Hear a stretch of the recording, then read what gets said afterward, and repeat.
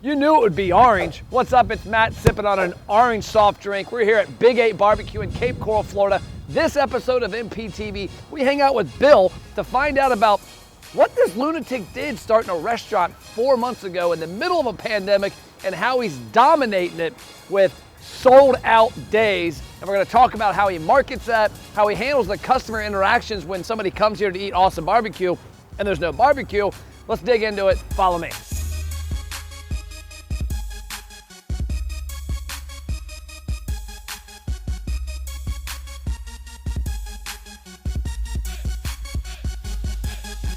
Hey, what's up? It's Matt. We're back with another episode of MPTV. This time we're in Cape Coral. We're sitting down with a guy that has some amazing brisket and barbecue, which I get to enjoy later. You don't. Bill, a Big 8 BBQ. What's going on? Not a whole lot, man. Just trying to get some barbecue out there for the world. So I've got one question I've always wondered. When I see BBQ or I see barbecue spelled out, is there a difference in the restaurant world with regards to it? There really isn't. And if you look on our wall inside there, we're going to have 10 different variations of how to do the barbecue word. Okay, so you know what? Good. Barbecue is barbecue. So we're going to get that If you're going to picture. flip a hamburger in the back of the yard, that's barbecue in the back of the yard, but you want good smoked meat, this is what we're doing here. So introduce yourself to the audience, tell them who you are. My name is Bill Keister, and I own the Big 8 BBQ. We have 8 proteins, we have 8 sides, and that's where the actual name comes from. We almost named it Kiss Barbecue, to keep it simple, but we said, you know what, we're going to go ahead and just go with the Big 8. We're going to do 8 proteins, 8 sides, keep it simple. We have not mastered French fries or salads, but we have mastered 14-hour smoked meats really well. And I can attest to that. I had this about 3 weeks ago when I was here. And the only negative was I ate so much, I got in the car, I was like, I need a nap because it was unbelievable. I need to have a pillow in the car with Chip when we were down here. Yeah. So how'd you get in the business? What's the story of how you came up with it? 35 years in the restaurant business altogether, and I have a partner, a silent partner. This guy has been around for about, I don't know, he's probably in his 60s, and this guy knows barbecue inside and out. He and I have been together for about 12 years. And I got into a position where the business part of this is me, he takes care of the smoke part, and then we put it together, and here we are. Here we are. And the thing I like about it is you're running out of barbecue as we speak. Yes. Already out. Yeah, it is. I'm going to say, I'm just guessing here, a little after 7 o'clock, is that right? Yep. We close at 8. We have absolutely did the 14-hour smoked meat. We did everything from the ribs to the chicken to the brisket, the pork, and we are sold out, and that is our mantra. That is our business model every day, is to sell out food. If the food isn't any good, it doesn't matter when you sell out, okay? But when it's this good, we know that it's going to sell out every day, so people need to get here. And we're actually getting some of the Cape Coral folks to understand that. So they're coming in early, they're calling in earlier, and we're actually getting some feedback from that way. Yeah, I was talking to a business colleague recently who's not big in the restaurant business, but he's like, man, how do places, like, they sell out? He's like, how's that good? I said, because it drives like, oh man, we better get there. There's a guy, Chef Santiago in San Diego, the donut bar. He's been on Ellen, he's got unbelievable place, but he sells out every day. And that's his thing, is we're making enough, come get it. When it's gone, and it drives that demand. Yeah, absolutely. That's the whole concept from our business model. Same identical thing is make it right, get it great, and then people will come there. And that once you're out, you're done. It's not, you can't go back to the microwave and go back to warm up some brisket and pork in the microwave. It's 14-hour smoked meat. So that's how we roll with this. There's no running down the GFS and give me a pork shoulder. Exactly. So talking about the selling out concept, I think that's probably foreign to most business owners. Yes. There's a burger place in Cincinnati that Thursday nights does this chef's choice. They go get a different chef from a different restaurant, and they do this crazy, audacious $30 burger, but there's only a certain amount. Right. And a lot of times I've went there, and I don't really like what the burger is because it's just a little too crazy for me. I get a regular burger, but it drives me up there, and it's unique because it's like, hey, when it's out, it's out. How do consumers take that?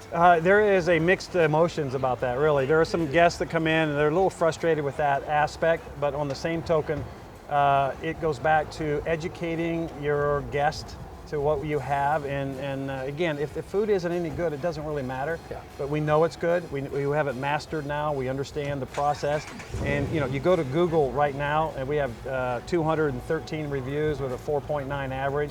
So we're Wow. looking, we know the people are understanding what we're trying to do, and almost a third of those people that are commenting, please get there early, you will not get food. Yeah. So now that's all we have to do is continue to educate our guests and all that, because the main thing is that when you look at the corporate world, they're going to continue to have food, and what that means is they're going to use some leftovers from yesterday, Yep. some leftover ribs from yesterday, and all that. We're not going to do any of that. We're going to make sure everything is fresh. We'd rather have you a little frustrated with us today, but have a great experience with the barbecue and the smoked meats tomorrow. Now, is there a temptation to say, okay, what if we add something that we can't sell out of? So if somebody shows up and says, hey, we're sold out of the Big 8. Right. But this is number 9, it's something we have. Is there ever been that temptation? Yeah, there is, and I'll give you an example. Not number 9, but let's say, like for instance, the sausage and maybe some, like the half chickens. If you're going to come to a barbecue place, those are kind of extra things there, because you want the brisket, you want the pork, you want the ribs. But if you walk in as a guest and I tell them, hey, all I have left is sausage and chicken, they're thinking like the barbecue place with the brisket and the pork and the ribs are no longer, a priority to us. Yeah. And it is a priority. So we're going to continue to work on making sure that the guests understand that all 8 items are a priority. But at the end of the day, we are going to run out every day, and get here as quick as you can. Okay, break time. Restaurant owners, you're watching MPTV, so you're obviously interested in increasing your sales and profits. But what if I told you you could eliminate the hope and pray out of your marketing? You could spend money and actually see results. Most marketing starts with attention, like a billboard. The problem is that attention leads nowhere. That's why we created the ROI Engine Restaurant Program. We take attention and gain huge engagement, whether it's in-store or online. We help you build a database with deep customer information that's comprised of email, cell phone, and birthday. And then we drive them into the restaurant with trackable results. Yes, results you can actually see. If you're interested and want to have a conversation, check out restaurantmarketingthatworks.com. Worst case scenario, you get a lot of great ideas. Now back to the show. How long have you guys been open now? This is our 4th month. This is month 4. Month 4. We have paid every single bill in 4 months, and actually put some money in the bank. So during a pandemic, I am blessed and very happy with where we're at. So how long were you planning this before that 4 months? Or were you guys just maybe in the middle of a COVID haze and said, let's do a restaurant? No, what happened is that we're going to have 10 of these restaurants, and that was the whole concept for me to get back into the restaurant business, because I was nice and comfortable, and then all of a sudden it's like, okay, now it's time to get back into this. The reason for that is we're going to do 10. And so I want to see as a challenge to where I'm at. But the main thing we're looking at is we have 2 restaurants inside this one restaurant. One is that you can sit down and actually have a meat carver come to your table, cut your meats for you, get your martini or whatever you like to have, a beer or Coca-Cola or whatever. And then we have a fast service, we call the QSR, quick service restaurant. You walk in, you get your food, you go sit down at your own table. You don't have to tip anybody or anything like that. And then of course we have the full entire delivery system, carry out, people calling in and all that kind of stuff. So all that said and done, that was the whole magic behind all of this, was try to create this profile here, so that once we move to the next level, this level is going to be a 300-400 seat restaurant. So talk about your drinks, because if I recall, you've got a variety of not the normal Pepsis and Cokes. You've got some craft drinks in there. We do. We have some Hank's root beer, Hank's black soda, cherry, and all that. Yep, absolutely. We also have Coke and Pepsi products, which is very unique. As most people either get one or the other. But the other thing at the bar, we have a full bar, and we have eliminated all of the wells and all of the high-priced, the high-priced alcohol. What we have done, we have signed a contract with Tom's, Mr. Tom's, which is a local distillery in Fort Myers, and that was absolutely what we were looking for to make this 10 restaurant group successful, is not to have a complete full bar, but have a bar that was handcrafted like we are, and they are handcrafted. And I expect some cash back from Mr. Tom when I'm saying this here, okay? So I need some money back. So when you see this, Mr. Tom, I need some, little kudos for that. But anyway, that's what we did. So now we have handcrafted meats, we have a handcrafted bar, okay? Just those, and they do absolutely everything from the whiskey, the vodka, the rum, the gin. I mean, they do everything here. So together, it's a match made in heaven. And I've heard a lot about that. I've seen online people talking about it. I'm sure you've probably seen it. People like that. The thing I love about it is I don't drink. And the one thing that drives me crazy is every restaurant has Coke or Pepsi. And I'm like, there's a there's a lot of craft soft drinks out there. There's a whole market of it, and very few restaurants have it. Right. And like that's one thing I'm looking forward to. Obviously the brisket that you've saved, I'm looking forward to that. Right. But I'm also looking forward to not being stuck with a Coke or a Sprite or a Well, Mountain Dew. for anyone that can remember the MASH series, that MASH series had Radar on it, and Radar used to get a great knee-high. Yep. He would call for that, send it in, they would ship it into him. So we have great knee-high here. To your point, we have the craft sodas also. So talk about some of the things you've learned the first 4 months. I mean, you're in a market of restaurants that everything's opening up down here. Florida's a little different than other states. I wish we had more Floridas. But Well, my family has asked me to go to a psychiatric ward because I opened a restaurant in the middle of a pandemic. However, based upon that, I am seeing a lot of good reviews. We have some very, very good people working for us from Cape Coral. So we are getting the society involved, you know what I'm saying? So you're also, they're going to be paying taxes and all that.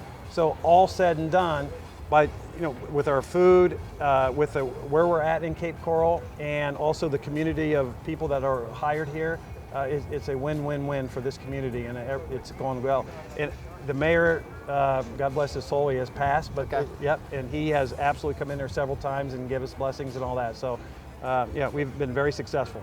Restaurant owners, did you know Matt has free online marketing courses that teach you how to successfully market your restaurant? Email support@mattplapp.com to get access to the courses and a free social media content calendar.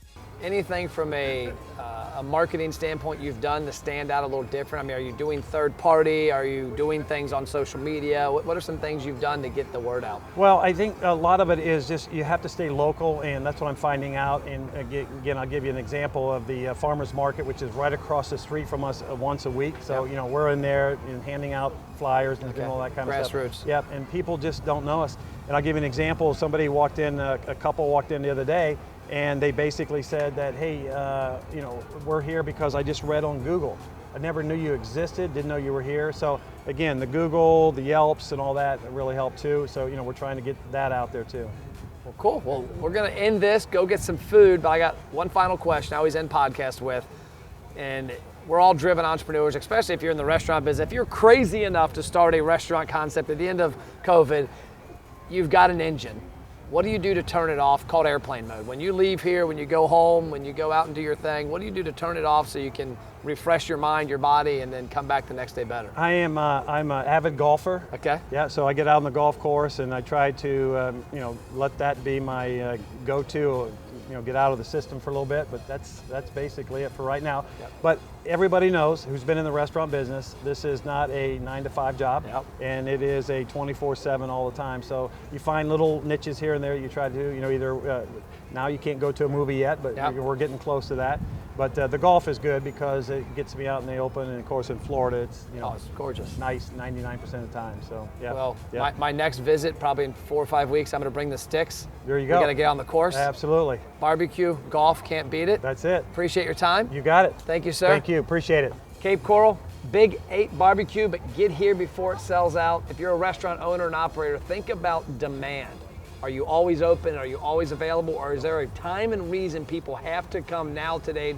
You think about brands like, Chick-fil-A, it's closed on Sunday. Think of Hobby Lobby, which is closed on Sundays. You can always be open, always have product, but sometimes you got to do something different, and you got to do it awesome. This guy's doing it awesome. We'll see you next episode.